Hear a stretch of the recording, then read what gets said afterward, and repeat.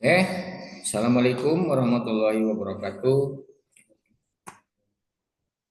Kita mulai perkuliahan jurnalistik investigasi.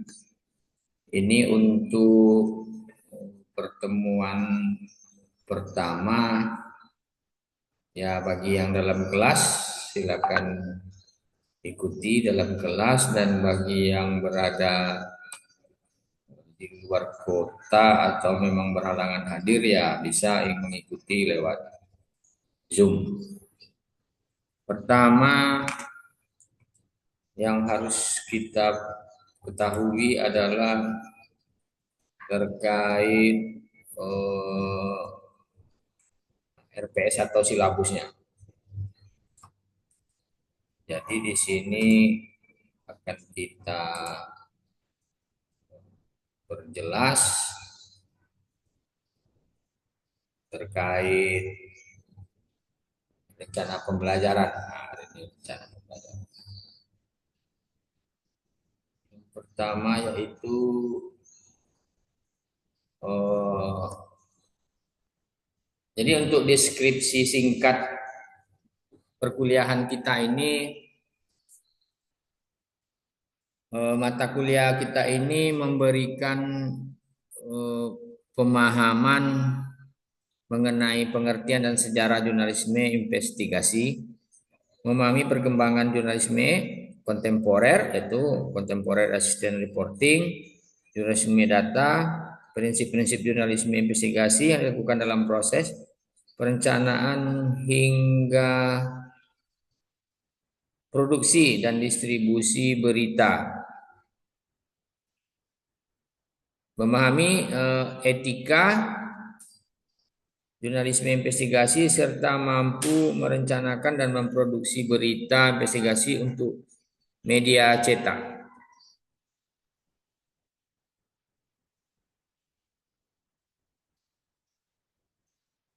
Lalu ini materi perkuliahan.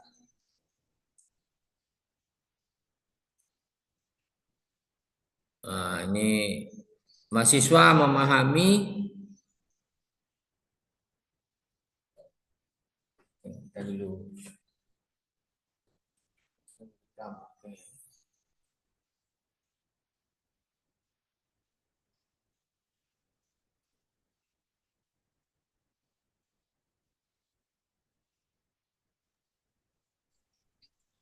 Mahasiswa memahami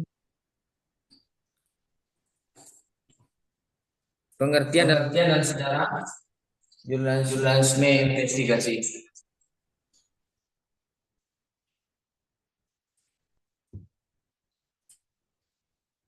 Kemudian mahasiswa memahami relevansi jurnalisme investigasi dan demokrasi. Jadi kita kaitkan juga nanti dengan demokrasi.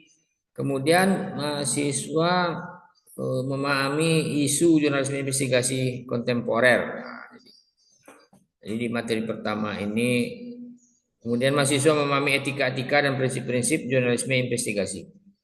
Prinsip-prinsip jurnalisme investigasi. Kemudian mahasiswa memahami relevansi jurnalisme investigasi dalam demokrasi.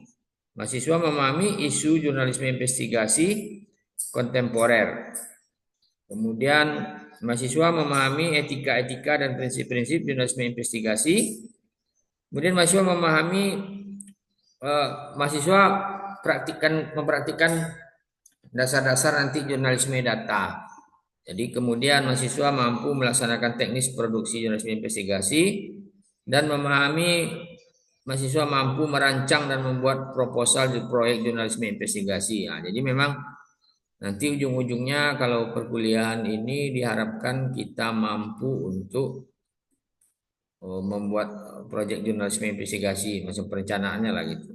Jadi media pembelajaran ya kita gunakan PowerPoint ya seperti ini dan beberapa pertemuan kayak pertemuan pertama itu biasanya kita memahami tata cara perkuliahan, tata tertib, pembagian tugas, metode pembelajaran kayak sekarang, termasuk ini masalah RPS atau silabusnya. Jadi mahasiswa harus tahu dulu Kemudian kalau ada pembagian-pembagian kelompok ya di pertemuan pertama. Kemudian pertemuan kedua, kalau di pertemuan pertama tadi eh, saling mengenal ya antara dosen karena kita sudah beberapa kali pertemuan ya nggak perlu lagi antar mahasiswa atau antar dosennya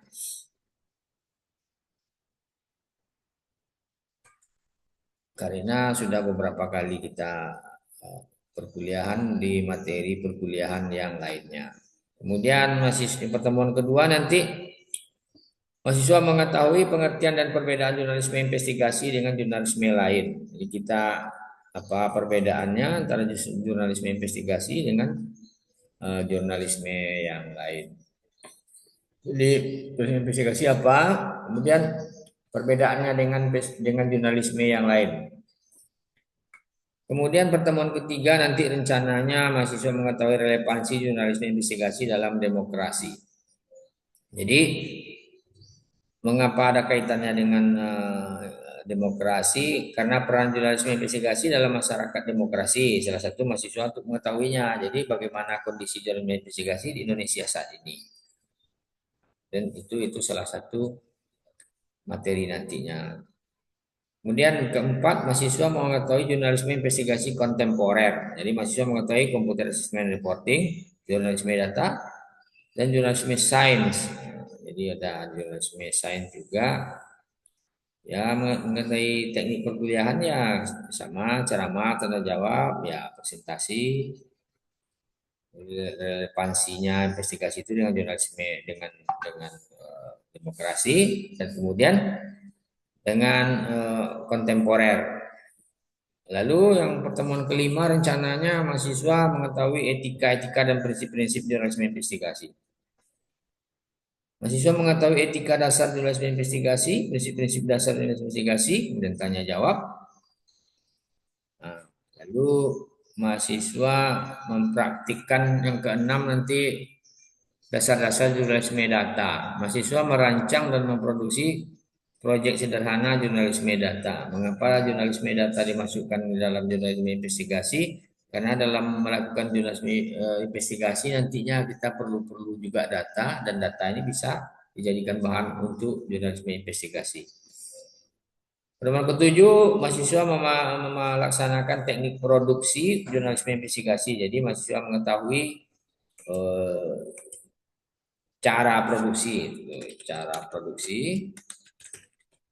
produksinya jurnalisme investigasi.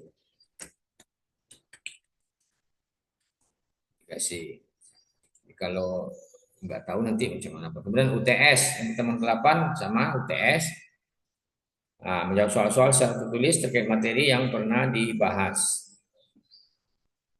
Kemudian yang ke-9, yang UTS itu nanti materinya pertemuan 1 sampai 7.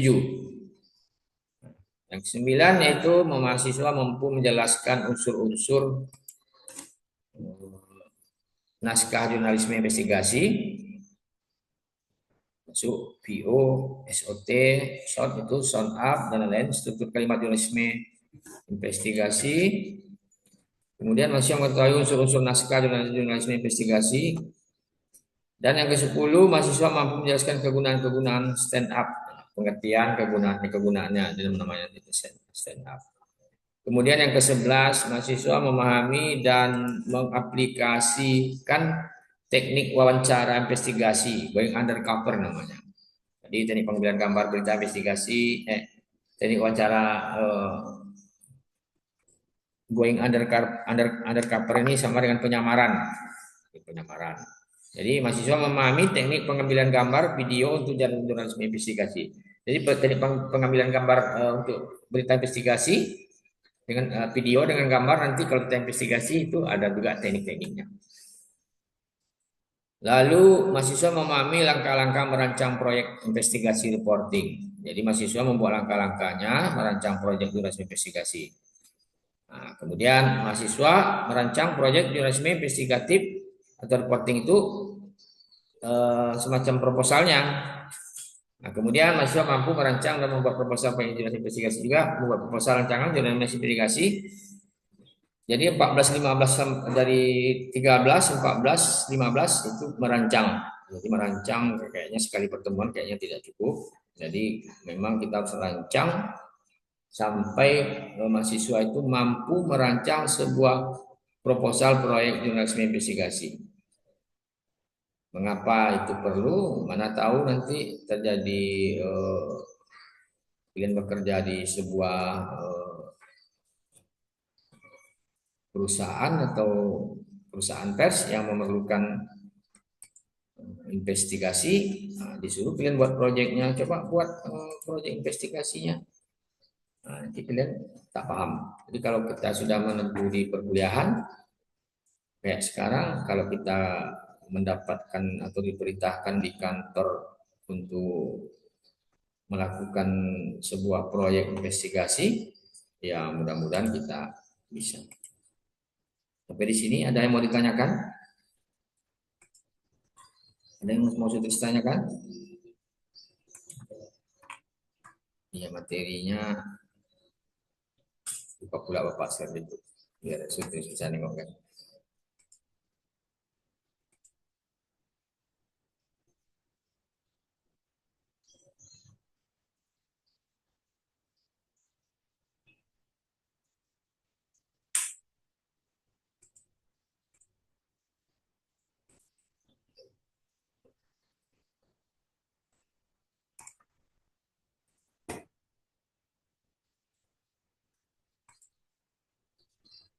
Ini materi eh, pertama, bisa juga materinya. Mbak Sris di grup udah masuk belum? PS-nya. Kalau ada yang mau ditanyakan silakan, Sutris.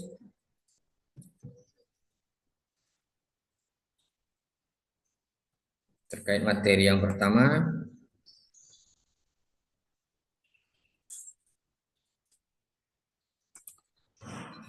yang mau ditanyakan?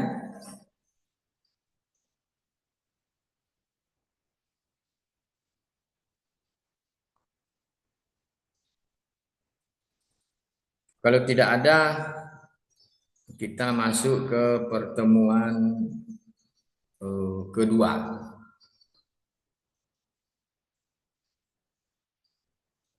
Nah, ini dalam pertemuan kedua ini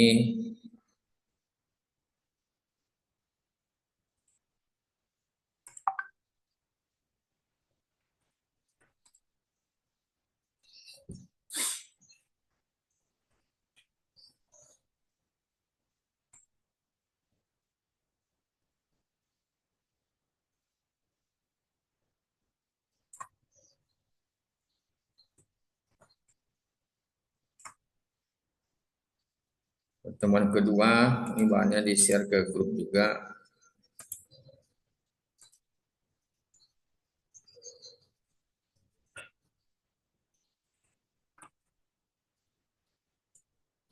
Ada yang udah bergabung.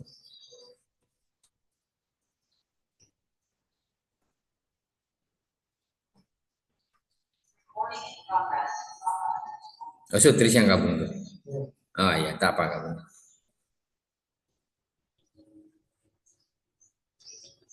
Ini pertemuan yang ke apa? Itulah.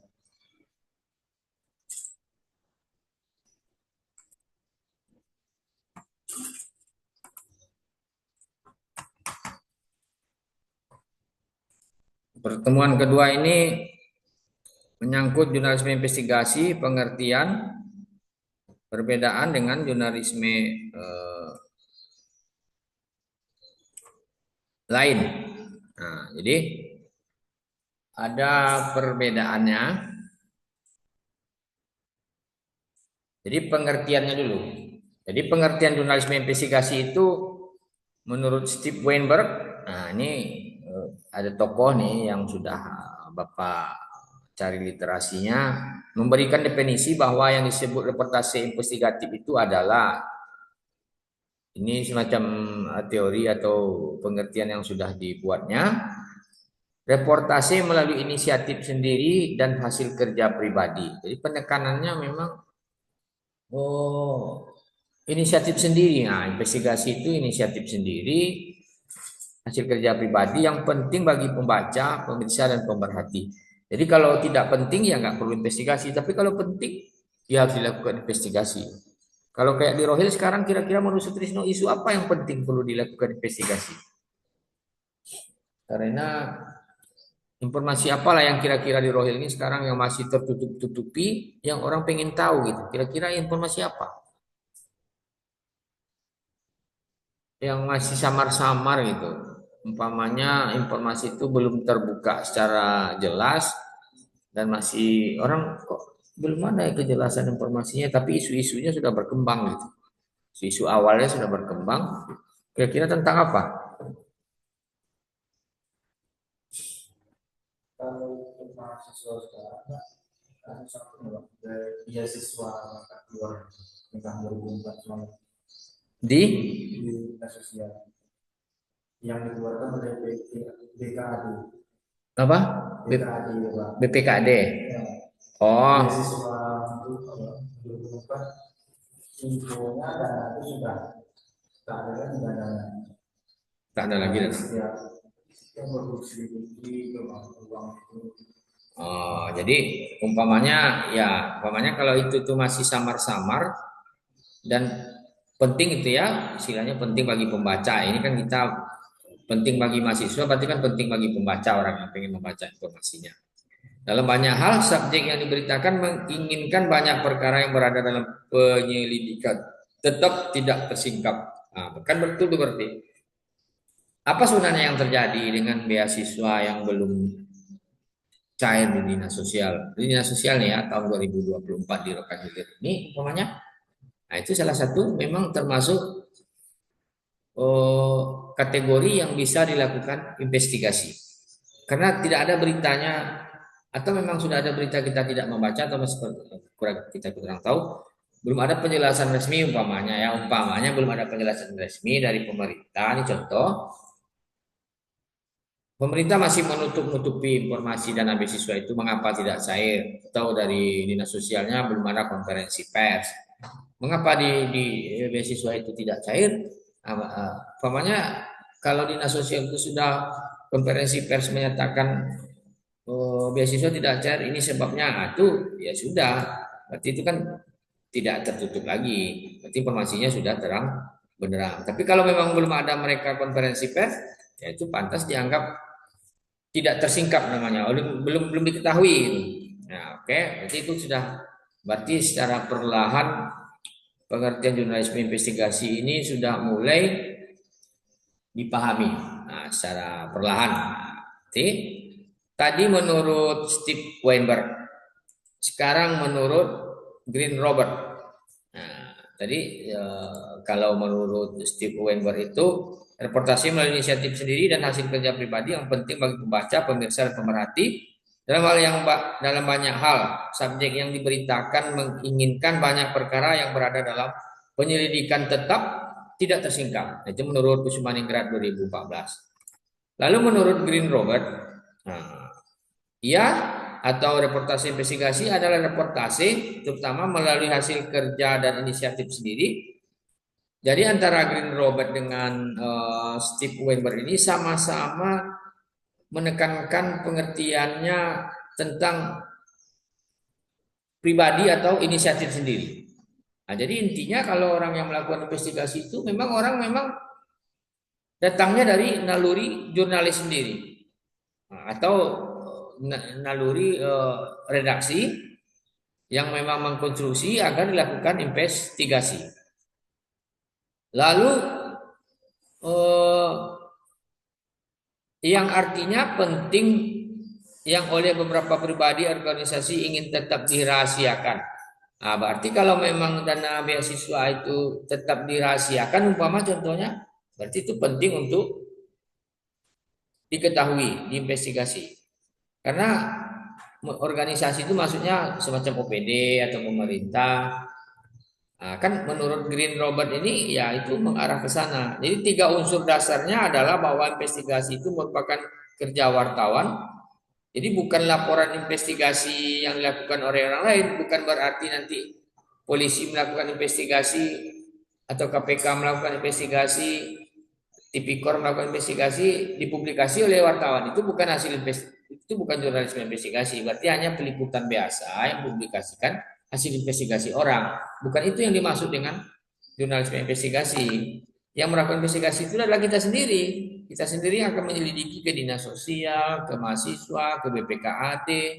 Nah, bukan hasil penyelidikan LSM umpamanya. Nah, beda ya. Untuk dipahami dulu. Kalau yang dilakukan oleh pihak lain bukan itu maksudnya. Memang investigasi juga, tapi yang dilakukan oleh pihak lain itu bukan termasuk jurnalisme investigasi. Bahwa masalah yang memberitakan merupakan satu yang sangat penting bagi pembaca dan pemirsa, dan banyak pihak-pihak lain berusaha menutup-nutupi masalah itu dari publiknya. Sama. Jadi antara Green Robert dengan Steve Weinberg itu sama. Jadi sesuatu itu sebenarnya disembunyikan. Memang kalau bisa nggak mengapung ke permukaan, nggak tahu orang. Jadi wartawan investigasi tidak mengikuti agenda orang lain. Jadi bukan berarti kita tuh diam gitu. Kita tuh tidak boleh mengikuti agenda orang lain. Agenda orang lain itu maksudnya, ini hasil apa kami temuan kami tim pencari fakta mamanya, ya itu berbeda. Kita harus melakukan investigasi sendiri. Paham? Jadi pengertiannya Sutris sama yang lain-lain, yaitu yang penting inisiatif sendiri, itu kuncinya. Inisiatif sendiri bukan hasil investigasi orang lain, bukan hasil pengaruhi orang lain. Kemudian sesuatu yang investigasi itu adalah sesuatu yang memang masih tersembunyi. Jadi 3 poin pentingnya: hasil sendiri, inisiatif sendiri, sesuatu itu masih samar-samar atau sembunyi. Kemudian itu tuh dibutuhkan informasinya oleh pembaca. Kalau ada sesuatu yang tersembunyi tentang adanya penemuan yang belum tahu orang, itu namanya tidak perlu diinvestigasi. Umpamanya kan ada penemuan yang rahasia, itu kan orang tidak tahu, ya orang tidak akan bertanya. Itu tidak perlu dilakukan investigasi. Tapi kalau semacam umpamanya di dunia kemarin sibuk orang terkena COVID-19, sampai sekarang kan jawabannya tak pernah tahu di mana sumbernya. Nah, kan berarti kan orang pengen tahu di mana sebenarnya sumbernya. Ada yang bilang dari Wuhan, Cina, ada yang dari negara ini, dari itu. Sampai sekarang kan tidak terungkap di mana sebenarnya sumber aslinya. Itu mungkin jurnalisme internasional itu sudah pasti mereka melakukan investigasi yang ditunggu-tunggu oleh pembaca. Berarti pembaca yang sebenarnya butuh itu, bukan negara tertentu lewat intelijennya. Ini pembaca, rakyat seluruh dunia butuh. Tapi kalau intelijen negara asing, negara mana-mana saja melakukan investigasi, itu beda. Itu tidak ada hubungannya dengan apa ya? Tidak ada hubungannya dengan kita kan?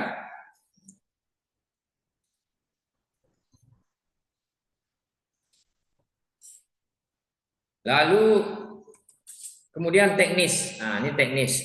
Perbedaan jurnalisme investigasi dengan jurnalisme lain. Nah, ini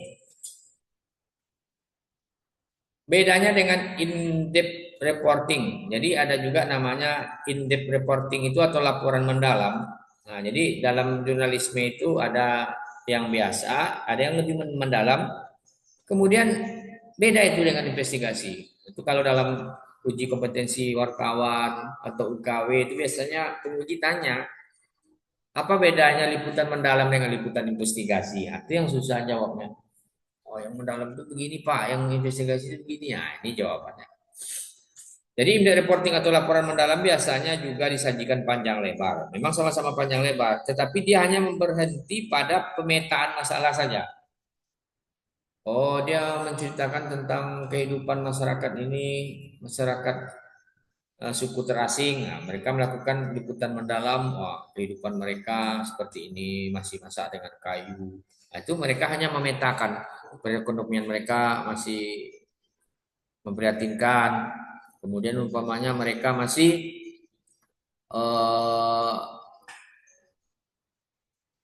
ketertinggalannya cukup jauh dari masyarakat kota, mamanya. Itu hanya pemetaan saja.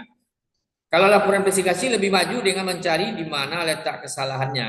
Nah, jadi apakah terjadi secara sistematis dan siapa saja yang terlibat dan bertanggung jawab. Kalau memang sebuah suku terasing itu umpamanya oleh laporan investigasi, wartawan itu akan lebih mencari mengapa sampai sekarang masyarakat suku terasing itu umpamanya masih belum juga maju. Nah, sampai ke situ. Kalau in-depth reporting hanya sekedar pemetaan saja. Nah, kalau peliputan mendalam, dia akan lebih mencari kesalahannya di mana, siapa yang bertanggung jawab. Atau sebuah kasus, ya siapa sebenarnya dalangnya. Seperti dalam Hambalang, dalam kasus-kasus pagar laut sekarang yang lagi ngetren, kasus PMI penembakan eh, tenaga kerja Indonesia kan, yang lagi tren sekarang. Hmm. Itu kan sebenarnya kalau jurnalisme Indonesia yang bagus tuh, ya harus dilakukan investigasi. Mengapa perlu dilakukan investigasi? Ya biar tahu yang sebenarnya apa. Kemudian bila bila dibedakan antara laporan biasa itu laporan mendalam dan laporan investigasi, barangkali perbandingannya ada sebagai berikut. Jadi untuk regular news laporannya menunjukkan menceritakan apa siapa di mana kapan mengapa bagaimana ya 5W1H. Nah, itu yang regular news yang biasa. Kemudian kalau in-depth reporting laporan menceritakan lebih menjelaskan bagaimana dan mengapa. Jadi bagaimana dan mengapa, how, why-nya. Kalau 5W yang strip news tadi ya biasa. Kemudian investigatif. Jadi laporan menjelaskan lebih menjelaskan apa dan siapa. Jadi apa sebenarnya yang terjadi dan siapa sebenarnya dalangnya. Nah, itu. Jadi membeberkan eh, dan meluruskan persoalan dengan bergerak maju pada pertanyaan. Bagaimana bisa sejauh mana siapa saja. Sampai di sini ada yang mau ditanyakan? Jadi kita ini link Zoom ini kan hanya yang dalam kelas dengan yang Zoom kan hanya 40 menit. Jadi per materi itu umpamanya kalau udah 40 menit kita sebentar karena nanti akan ada recordingnya, dia akan menyimpan. Kita tunggu sebentar, nanti setelah selesai merekam, mengkompret namanya rekaman itu kita ulang lagi perkuliahan untuk pertemuan yang ketiga. Sampai di sini ada yang mau ditanyakan, Tris? Kan banyak informasi-informasi atau situasi-situasi yang lagi ngetren sekarang. Umpamanya itu apakah perlu diinvestigasi enggak, Pak? Ini perlu enggak, Pak? Nah, itu. Kalau kan ini kita baru masalah pengertian. Jadi pengertiannya itu menurut tadi Steve Weinberg, kemudian menurut Green Robert, kemudian perbedaannya dengan in-depth reporting, kemudian regular news. Jadi perbedaannya kalau laporan biasa ya menceritakan apa, siapa, di mana, kapan, mengapa, bagaimana, 5W1H ya kayak berita street news biasa. Itu biasa kayak berita di koran yang kita tengok sikat-sikat itu. Bupati menggelar acara ini digelar di gedung ini, kemudian ini bupati menyatakan seperti ini. Nah, itu namanya street news. Ya, pemberitaan yang biasa. Kemudian yang liputan lebih mendalam lagi menceritakan, menjelaskan bagaimana. Jadi setelah dibuat komponen yang sama dengan yang di atas, kemudian bagaimana itu bisa terjadi dan mengapa. Nah, jadi kalau yang mendalam itu lebih nanti menjawab pertanyaan bagaimana itu bisa terjadi, nah, maka digalilah bagaimananya. Kemudian mengapa itu bisa terjadi, nah, itu baru sampai in-depth reporting. Liputan mendalam. Kalau investigasi, itulah dia yang menjelaskan apa dan siapanya. Maksudnya kalau memang sesuatu itu masih samar, apa sebenarnya yang terjadi dengan dana beasiswa 2024 mahasiswa Rohir kok tidak cair? Apa sebenarnya yang terjadi? Nah, mungkin jawabannya nanti bisa-bisa saja apa yang terjadi itu anggaran dialihkan atau anggarannya tidak ada atau anggarannya sudah dipangkas. Kan apa sebenarnya? Waktu yang perlu didalami dalam investigasi. Lalu siapa? Jadi kalau investigasi itu sebenarnya mencari kambing hitamnya. Bukan kita mencari kambing hitam yang hilang di semak-semak, tapi kita mencari kambing hitam siapa sebenarnya yang bersalah. Mengapa dana beasiswa ini tidak cair? Itu. Jadi kalau memang jurnalis investigasi melakukan itu, memang susah nih mengoreknya. Kalau orang dinas ini mengapa ini Pak? Siapa sebenarnya yang bersalah Pak? Nggak akan mau kepala dinasnya bilang yang salah tuh A, katanya. Nggak akan mau dia bilang. Yang salah tuh B, nggak akan mau dia bilang. Karena dia akan takut juga. Kalau dibilangnya atasan atau pimpinannya atau anggota dewan yang salah, dia akan kena juga dimarahi atau siapa. Atau siapa yang bersalah ya, ini ya. Atau siapa yang bersalah, nggak akan mau dia bilang kan. Ini apa yang terjadi Pak? Nggak akan mau dia bilang. Dia akan menjaga rahasia jabatan dan tertentu. Nah, itulah yang perlu dilakukan investigasi. Lalu bagaimana cara mungkin-mungkinnya Pak? Ya itulah. Kalau beberapa wartawan investigasi ya mungkin bisa saja dia sekitar kantor tuh main-main agak berapa hari, cari-cari dokumen. Itu kan susah itu. Apa sebenarnya yang terjadi? Kemudian ungkit-ungkit sana, ungkit sini, ya bisa-bisa saja melakukan penyamaran, ya terpaksa lagi karena tidak terungkap atau ya congkel-congkel lah, pandai-pandai wartawan investigasi lah menanya staf yang lain apa sebenarnya yang terjadi, Dek. Nah, kadang-kadang bercanda-canda kan dengan pegawai riset, tapi itu tidak boleh langsung dipublikasikan karena itu sifatnya investigasi dan itu rahasia. Tapi nanti itu untuk data. Lalu siapa sebenarnya yang salah, Dek? Pergi ke BPKAD. Ada kawan pemainnya situ. Apa sebenarnya yang salah kok dengan beasiswa gitu itu? Ah, kalau kan ditanya sama kepala BPKAD nggak akan mau dia ngomong, Pak, izin Pak wawancara itu nggak akan mau dia jawab. Mengapa dana beasiswa nggak cair, Pak? Ah, itu ini banyak alasannya kan. Kadang-kadang jawabannya hanya sifatnya umum dan kles-kles dan tidak akan menemui jawaban yang sebenarnya. Kemudian oh, kalau mengarah kepada pimpinan, kan susah nanya ke pimpinan atau ke bupati, ke wakil atau ketua DPRD, itu sudah Pak mengapa dana wisata cair? Itu yang payah tuh. Kadang ya kita tak tahu nanti jawabannya apa. Nah, itulah yang kita harus lakukan investigasi kalau memang terjadi seperti itu. Jadi kalau kalau nanti umpamanya seorang jurnalis melakukan investigasi terkait informasi yang dibutuhkan oleh mahasiswa, ini kan mahasiswa kan masyarakat nih, masyarakat juga. Nah, kita jurnalis yang investigasi itu melakukan investigasi ya dengan mendatangi kantor dinas sosialnya, BPKAD-nya, termasuk kantor bupatinya, termasuk DPRD-nya. Bisa-bisa saja umpamanya DPRD itu ngaku ya gimana dana beasiswa kalian mau dibayar orang tidak dianggarkan umpamanya atau kami pangkas umpamanya kan bisa saja DPRD memangkas dana itu kita kan tidak tahu itu yang belum tahu. Nah, itu yang perlu dilakukan investigasi atau memang ada dananya ada tahu-tahu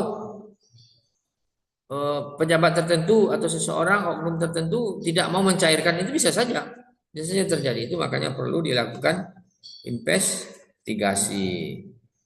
Jadi dalam dalam laporan jadi pengertiannya pertama dulu yang di pertemuan pertama ini pengertian dan perbedaannya. Nah, kira-kira sudah tergambar sutris pengertian dan perbedaannya dengan liputan lain secara singkat. Ah, sudah, syukur. Jadi kalau kita mengikuti perkuliahan di kelas itu lebih agak agak lebih enak ketimbang kita Zoom atau apa. Tapi nggak apa-apa lah. Jadi kita perlu melakukan sedikit inovasi-inovasi dalam perkuliahan agar lebih dipahami oleh mahasiswa. Jadi kalau materi biasanya kalau dulu kan main papan tulis gitu. Sekarang cukup bahan PDF kirim ke grup atau ini presentasi PowerPoint-nya nampak tuh nanti. Dan kalau Bapak setelah itu ya nanti akan kita tutup dengan video. Video kan nih Bapak rekam, perkuliahan ini direkam, nanti mahasiswa bisa putar ulang. Samping materi PDF-nya bisa ditengok kembali, dibaca-baca di rumah. Kemudian omongan-omongan yang Bapak bilang seperti ini, kasus-kasus yang kita bahas itu kan tidak ada dalam materi. Otomatis itu hanya ada dalam rekaman video Zoom ini. Jadi nanti rekaman video Zoom ini dengan perkuliahan langsung ya sekali dua kita sekali jalan karena kan kalau melalui laptop ini rekaman audionya lebih jelas. Nah, sekarang kalau lewat kamera jauh-jauh itu tidak. Ini bentar lagi videonya mau habis, zoomnya mau habis. Nanti kita gabung yang di luar link zoom yang sama sebentar lagi dan kalau yang di dalam kelas kita nunggu sebentar mengcompare videonya untuk pertemuan ketiga lagi. Nah, ini pertemuan kedua selesai. Assalamualaikum warahmatullahi wabarakatuh. Salah videonya mau habis.